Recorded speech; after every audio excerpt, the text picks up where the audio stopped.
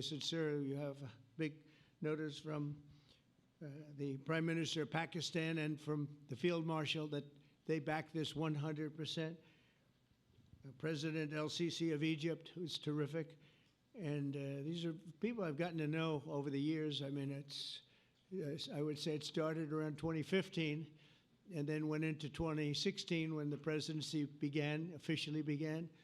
But I've known him actually for a long time, and there are many cases really great men. I can't say in all cases, but I will tell you in many cases they're great men and some great women too. They tend to be mostly men, however, I will say that.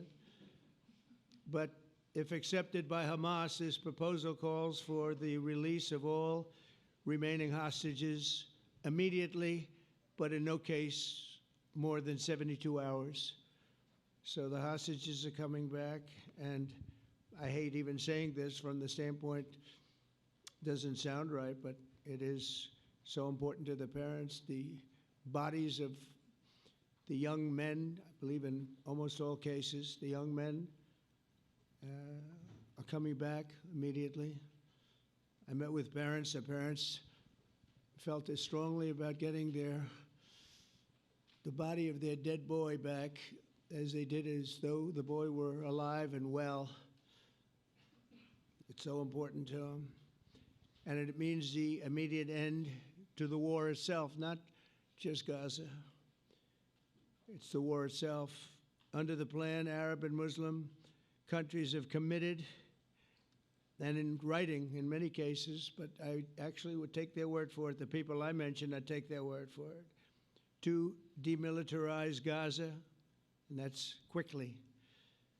Decommission the military capabilities of Hamas and all other terror organizations. Do that immediately. And we're relying on the countries that I named and others to deal with Hamas. And I'm hearing that Hamas wants to get this done too, and that's a good thing. And destroy all terror infrastructure, including the tunnels, weapons, production facilities. They have a lot of production facilities that we're destroying. They'll also help train local police forces in the areas that we're discussing right now, in particular in and around Gaza, working with the new transitional authority in Gaza. All parties will agree on a timeline for Israeli forces to withdraw in phases. They'll be withdrawing in phases. No more shooting, hopefully. As progress is made toward achieving these goals, Arab and Muslim nations need to be allowed the chance to fulfill these commitments of dealing with Hamas. They have to deal with them because they were the one group that we have not dealt with. I haven't dealt with them. But the Arab countries are going to, and Muslim countries are going to be dealing with Hamas, and I believe they've already been there. I think they probably have an understanding, and they haven't maybe mentioned that, but I would imagine they do, otherwise they wouldn't have gone as far as they've gone. If they're unable to do so, then Israel would have the absolute right and actually our full backing, the U.S. full backing. Marco's here, and a lot of our leaders are here, our great Vice President, Susie Wiles, Steve Witkoff, Jared Kushner. They've been so involved in this process. I don't think anybody else could have done it or even come close, but it's we're right there. We're right there. First time in thousands of years, I think you can probably say, if you really look into it, if you study back, if you're a scholar, you would say thousands of years. Israel would have my full backing to finish the job of destroying the threat of Hamas. But I hope that we're going to have a deal for peace.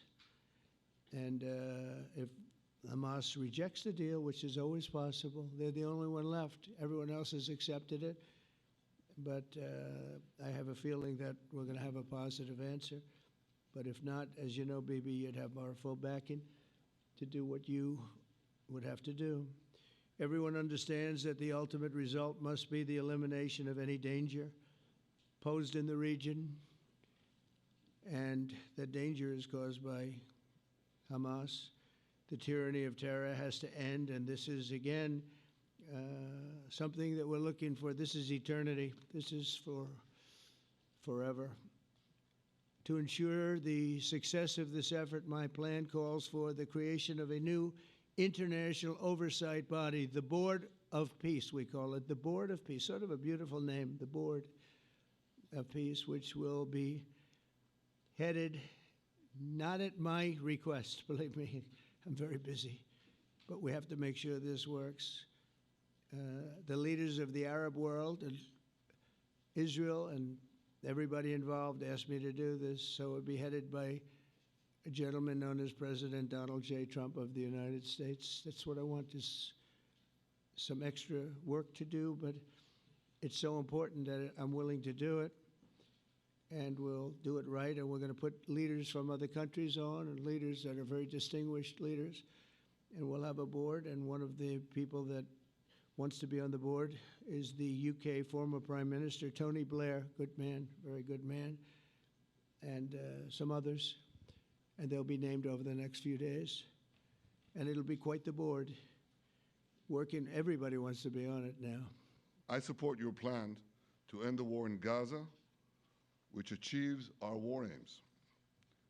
It will bring back to Israel all our hostages, dismantle Hamas's military capabilities, end its political rule, and ensure that Gaza never again poses a threat to Israel.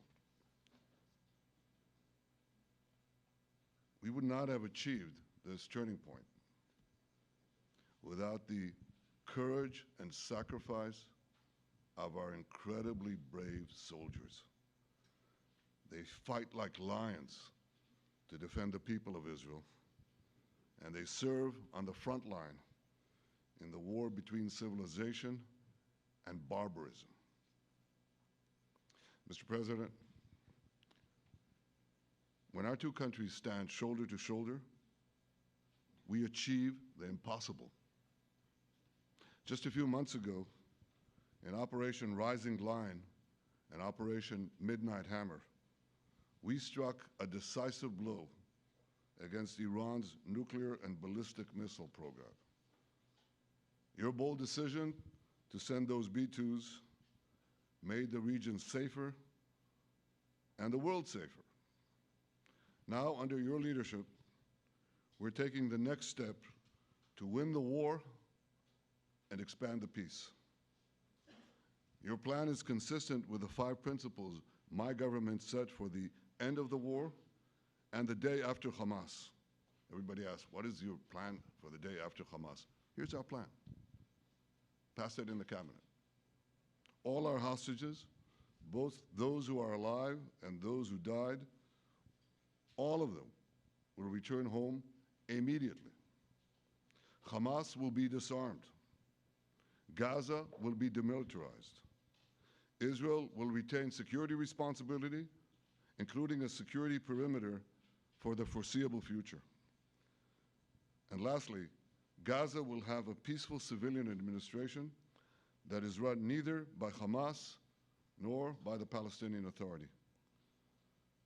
If Hamas agrees to your plan, Mr. President, the first step will be a modest withdrawal, followed by the release of all our hostages within 72 hours.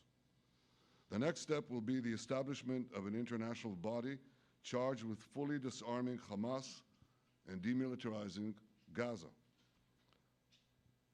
I appreciate your willingness to lead the body, Mr. President. I really appreciate it because you have a lot of things to do, and this is important. And it reflects the confidence that this will give everyone, that things will be followed up on all the commitments made. The fact that you're taking this on, I think, helps a lot to make sure that everything flows in the direction that we want. Now, if this international body succeeds, we will have permanently ended the war. Israel will conduct further withdrawals linked to the extent of disarmament and demilitarization, but will remain in the security perimeter for the foreseeable future. I think we should understand that we're giving everybody a chance to have this done peacefully, something that will achieve all our war objectives without any further bloodshed. But if Hamas rejects your plan, Mr. President, or if they supposedly accept it and then basically do everything to counter it, then Israel will finish the job by itself.